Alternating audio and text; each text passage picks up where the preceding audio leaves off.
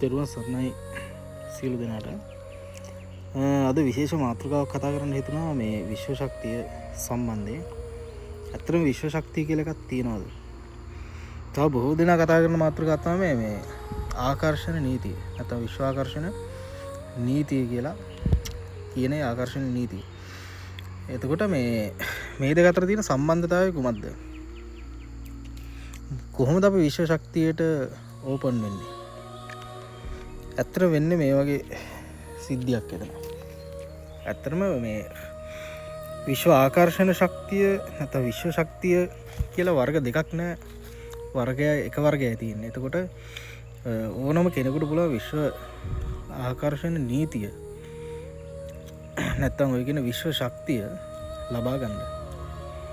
හැබැයි මේක කරන්න ඕන ක්‍රමයක් තියෙනවා. ඒකට අපි සුභාදහම ගැන නැත්නම් විශ්වය ගැන දැනගන්න ඕනේ හරියටම. විශ්වය කියන්නේ ඇත්තටම මේ මැවුම් වාදයට අයිති දෙයක්. එතකොට විශ්වය කියන්නේ කුමන හෝ හේතුවක් නිසා හටගත්ත දෙයක්. ඒ කියන්නේ හේතුවක ඵලයක්. එතකොට මේ විශ්වය තනිකර රඳා පවතින්නේ මෛත්‍රී ශක්තිය මත. යම් කෙනෙක් මෛත්‍රී ශක්තිය වැළඳ ගන්නවාද එයාට පුළුවන් විශ්ව ශක්තිය කියන එක වැළඳ ගන්න. විශ්වයට කතා කරන භාෂාව මෛත්‍රිය. එතකොට විශ්ව ආකර්ෂණ නීතියේ අනිත් පැත්තට විශ්ව ශක්තියේ අනිත් පැත්ත ඒ කියන්නේ ආකර්ෂණයේ ප්‍රතිවිරුද්ධ එක, ඒ කියන්නේ විකර්ෂණය කියන එක අයිති වෙන්නේ මේ වෛරය කියන කොටසට. එතකොට විශ්ව ශක්තියෙන් විකර්ෂණය කරන්නේ වෛරය. විශ්ව ශක්තියෙන් ආකර්ෂණය කරන්නේ මෛත්‍රිය. මගේ අත්අදා බැලීම් මත මේ වෙනකොට මම දීර්ඝ කාලීනව මෛත්‍රිය සම්බන්ධව අත්අදා බැලීම් කරා. ඒ වගේ ප්‍රතිඵල ටිකක් මම මේ වීඩියෝ එකෙන් ඔයාලත් එක්ක බෙදා ගන්නවා දැන්.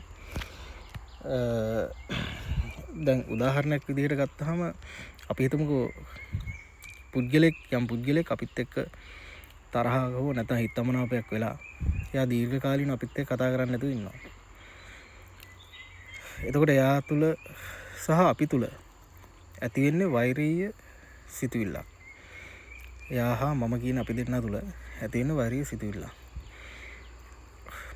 ඔතනින් එක් පුද්ගලෙක් විශ්ව ශක්තිය එක්ක බැඳුනොත් එයාට පුළුවන් අනිත් පුද්ගලයා තුල ඇති වෛරීය සිතුවිල්ල නැත්නම් එයා තුල ඇති වෙන විශ්ව ශක්තිය විකර්ෂණ බලය මැඩපවත්තන්න.